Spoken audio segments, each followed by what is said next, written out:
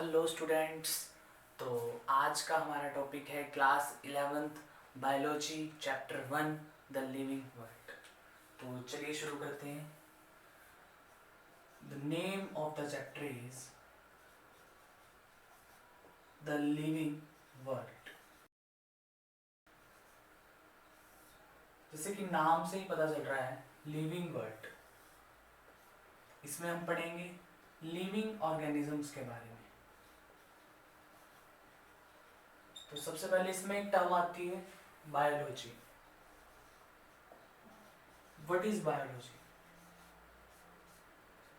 Biology क्या होता है? It is a branch of science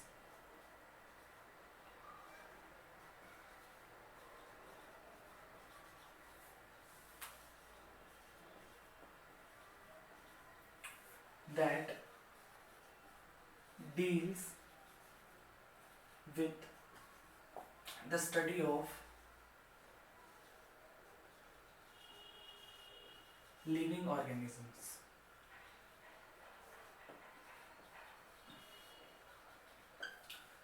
Biology is a branch of science that deals with the study of living organisms. तो term biology किसने दी थी?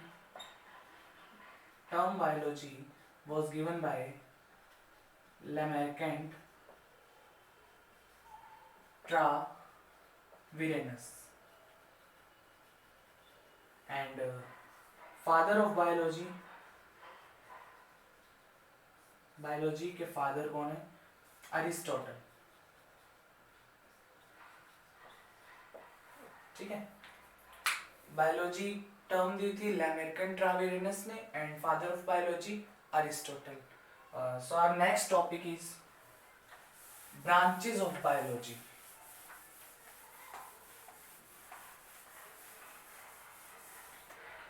Next topic is branches of biology.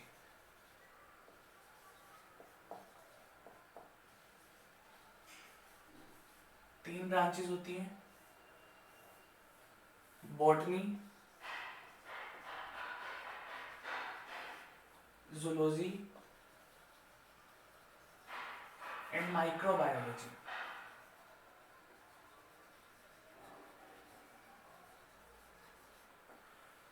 Botany हम study करते हैं, botany में plants की। Zoology में हम स्टडी करते हैं एनिमल्स की एंड माइक्रोबायोलॉजी में हम स्टडी करते हैं माइक्रोब्स की। And father of botany Theophrastus,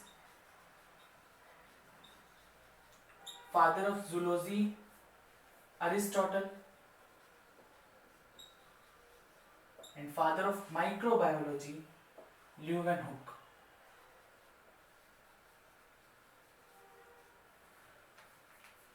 branches of biology तीन ब्रांचेस होती हैं, botany, zoology and microbiology. Botany में हम स्टडी करते हैं प्लांट्स के and father of botany Theophrastus. Zoology में हम स्टडी करते हैं एनिमल्स के and father of zoology Aristotle. Microbiology में हम स्टडी करते हैं माइक्रोब्स की and father of microbiology Leeuwenhoek. अब जो ये अरिस्टोटल हैं, ये फादर ऑफ जूलॉजी भी हैं एंड फादर ऑफ बायोलॉजी भी हैं। ठीक है, फादर ऑफ जूलॉजी भी यही है, फादर ऑफ बायोलॉजी भी यही है।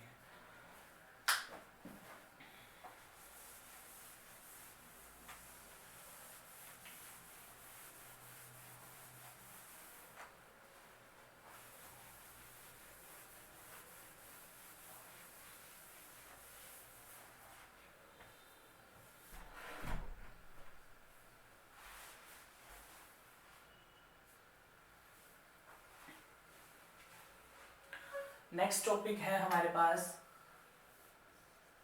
Characteristic features of living organisms.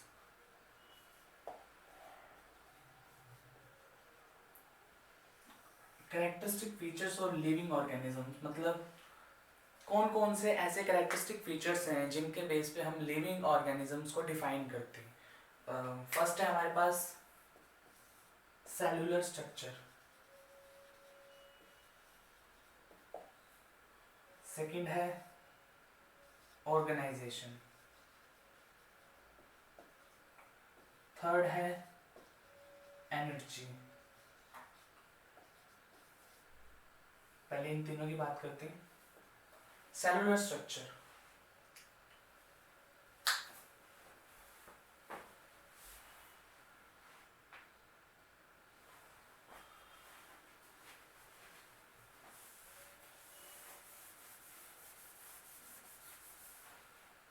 Next topic है हमारे पास characteristic features of living organisms. सबसे पहले हम बात करते हैं cellular structure.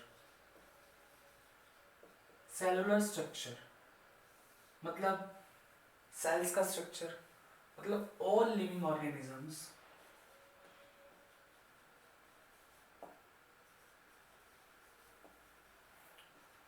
are made up of cells, and cell is the basic unit of life.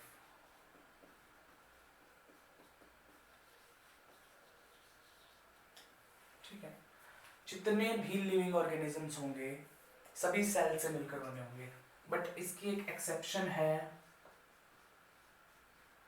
That is virus, because virus has acellular structure,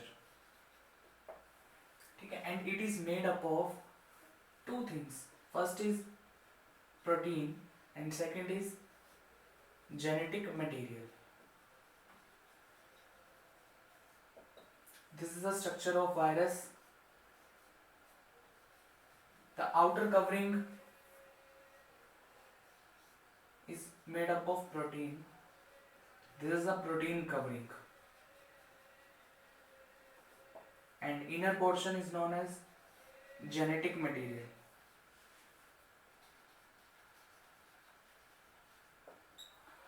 अब जो ये प्रोटीन कवरिंग होती है इसको बोलते हैं हम capsid, which is made up of special type of protein known as capsomere, and genetic material which can be RNA or DNA, ठीक है। But most of the cases हम क्या देखते हैं, most of the RNA, most of the viruses have RNA as genetic material,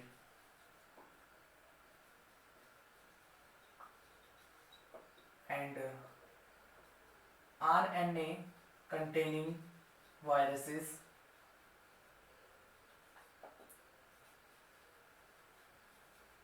are known as retroviruses, ठीक है। हम क्या देखते हैं, लगभग जितने भी वायरसेस हैं उनके पास आरएनए होता है, जेनेटिक मटेरियल, एंड जिन वायरसेस के पास जेनेटिक मटेरियल आरएनए होता है उन्हें हम बोलते हैं रेट्रोवायरसेस, ठीक है।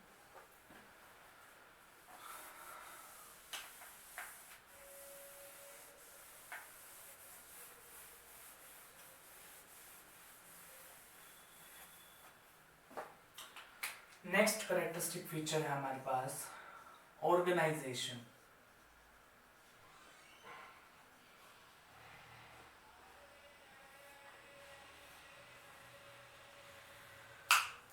ऑर्गेनाइजेशन मतलब जितने भी लिविंग ऑर्गेनिजम्स होंगे उनकी ऑर्गेनाइजेशन होगी कुछ इस तरह। सेल्स, बहुत सारे सेल्स मिलकर बनाएंगे टिश्यूज, बहुत सारे टिश्यूज मिलकर बनाएंगे ऑर्गन, बहुत सारे ऑर्गन्स मिलकर बनाएंगे ऑर्गन सिस्टम, एंड बहुत सारे ऑर्गन सिस्टम्स मिलकर बनाएंगे एक organism. So all living organisms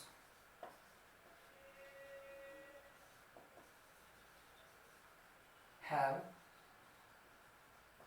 well developed organization जितने भी लिविंग ऑर्गेनिजम्स होंगे उनकी ऑर्गेनाइजेशन यही होगी, वो कुछ इस तरह ही बने होंगे कि सेल्स, बहुत सारे सेल्स मिलकर टिश्यूज, टिश्यू से ऑर्गन, ऑर्गन से organ system and organ system से एक ऑर्गेनिज्म बनेगा। Next characteristic feature is energy. मतलब जितने भी लिविंग ऑर्गेनिजम्स होंगे उनको एनर्जी चाहिए होगी अपना फंक्शन परफॉर्म करने के लिए, अपनी एक्टिविटीज परफॉर्म करने के लिए।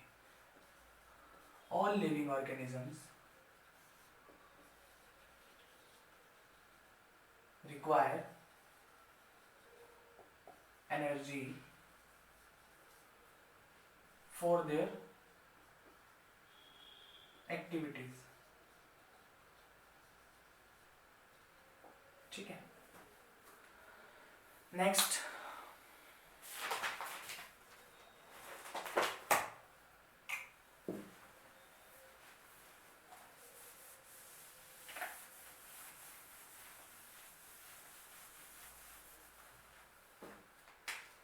फोर्थ है हमारे पास होम्योस्टेसिस। होम्योस्टेसिस का मतलब होता है अपने इंटरनल टेम्परेचर को, अपने बॉडी टेम्परेचर को कांस्टेंट रखना, चाहे गर्मी हो चाहे सर्दी हो, लेकिन हमारा बॉडी टेम्परेचर जो है वो कांस्टेंट रहेगा। तो ऑल लिविंग ऑर्गेनिजम्स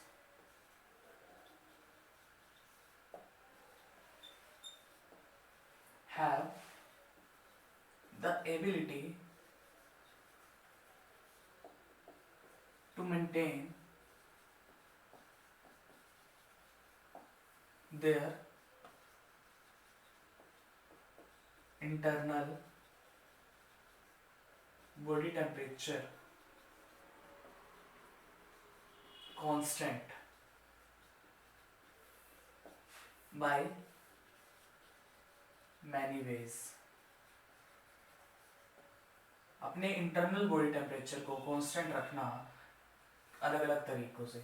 जैसे सर्दियों में हमारा बॉडी टेम्परेचर अगर डाउन हो जाए तो उसे मेंटेन करने के लिए हम ऐसे हाथ रब करते हैं अपने, जिससे एनर्जी होती है, हमारा बॉडी टेम्परेचर, एनर्जी उससे पैदा होती है और हमारा बॉडी टेम्परेचर जो है वापस से नॉर्मल हो जाता है। इसी तरह गर्मियों में जो बॉडी टेम्परेचर होता है वो ज़्यादा बढ़ जाता है, तो इस वजह से हमारी स्वेटिंग होती है, जिसकी वजह से बॉडी टेम्परेचर नॉर्मल हो जाता है। नेक्स्ट है मेटाबॉलिज्म। जितने भी लिविंग ऑर्गेनिजम्स होंगे मेटाबॉलिक रिएक्शन शो करेंगे। All living organisms show metabolic reactions. ठीक है। अब ये मेटाबॉलिक रिएक्शंस जो होती हैं दो टाइप्स की होती हैं। एक होती है कैटाबॉलिक रिएक्शन, एक होती है एनाबॉलिक रिएक्शन। ठीक है। कैटाबॉलिक रिएक्शन होती है ऑक्सीजन की प्रेजेंस में, ऑक्सीजन की प्रेजेंस में। ये होती है ऑक्सीजन की एब्सेंस में।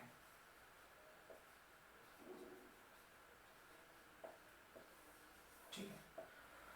फॉर एग्जांपल, जैसे हमारी बॉडी में हमने खाना खाया, जो खाने में ग्लूकोज होगा उसका ब्रेक डाउन होता है। ये ग्लूकोज,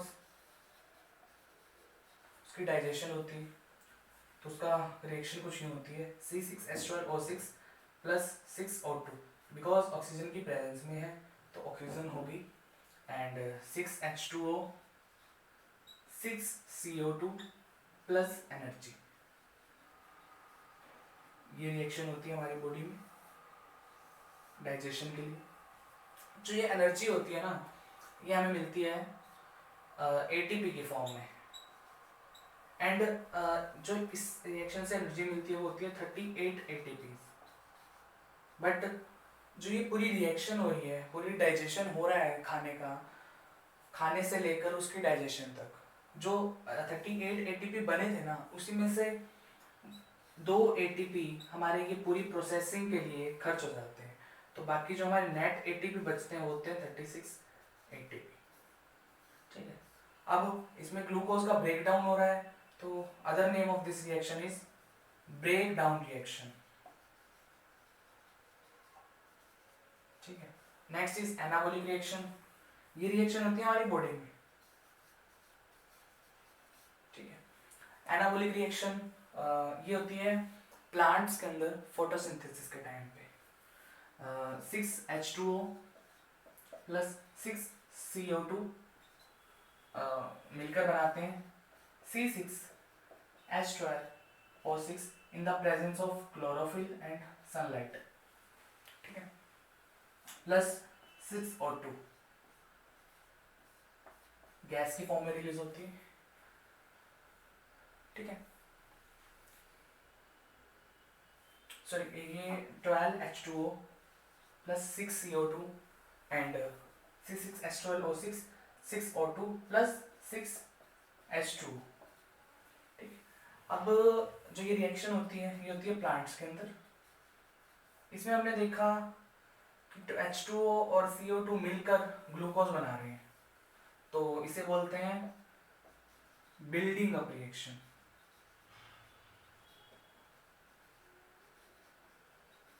ठीक है, this is all about metabolism.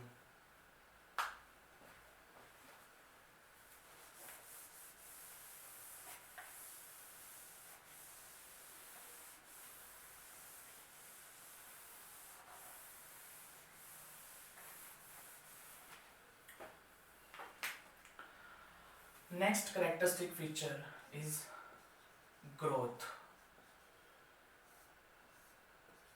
Growth growth मतलब increase in mass of an individual.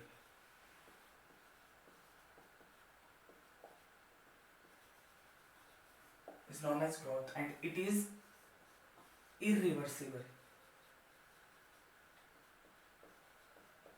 ठीक है, the irreversible increase in mass of an individual is known as growth। जैसे ग्रोथ हमारी एज बढ़ती है, हमारा मास बढ़ता है, तो वो इरिवर्सिबल होता है। एज हमारी एक बार बढ़ गई तो वापस से हम छोटे हो सकते हैं। तो this is the characteristic feature of living organisms. But इसके अंदर हम क्या देखते हैं कि जो माउंटेन्स होते हैं वो भी लिविंग कंसीडर किए जाते हैं। Mountains are considered as living because they show growth. अब माउंटेन्स कैसे ग्रोथ शो करती हैं, वो कैसे लिविंग है।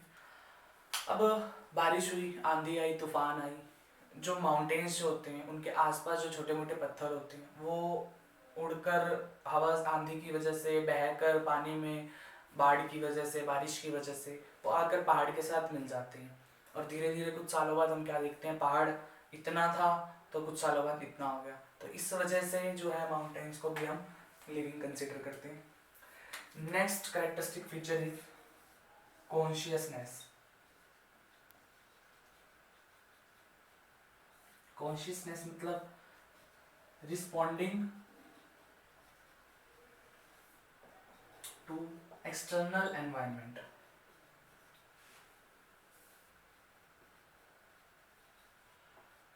Is known as consciousness. कुछ भी हमें हुआ, अगर हम चीज को हाथ लगा लिया तो एकदम से हम उसके अगेंस्ट या उसके फेवर में जो भी है उसके लिए हम रिस्पॉन्ड करते हैं। जैसे हमने गर्म चीज को हाथ लगाया, एकदम से रिफ्लेक्स एक्शन होते हैं ना, तो कॉन्शियसनेस की वजह से होते हैं। ये सभी लिविंग ऑर्गेनिजम्स का जो है कैरेक्टरिस्टिक फीचर है। Next is healing and repair. कहीं चोट लग जाए, कोई कट लग जाए, तो जो हमारे सेल्स होते हैं वो रिपेयर होते रहते हैं। तो living organisms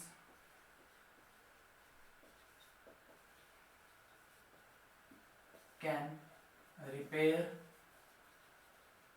broken sales,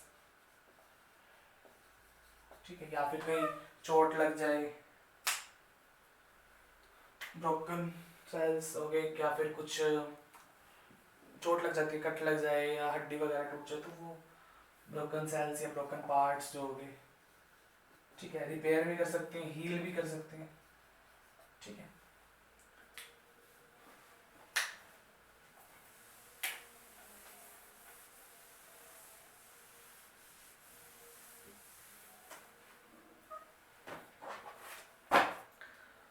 next is 9th, disposal of waste.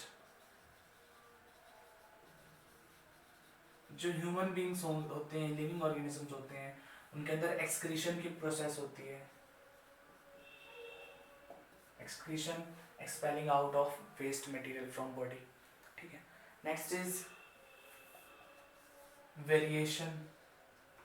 जो लिविंग ऑर्गेनिजम्स होते हैं उनके अंदर टाइम टाइम पे वेरिएशन होते रहते हैं, एवोल्यूशन होते रहते हैं, ठीक है, एवोल्यूशन होता है लिविंग ऑर्गेनिजम्स में, जिसे बोलते हैं वेरिएशन आना, ठीक है। एडेप्टेशंस,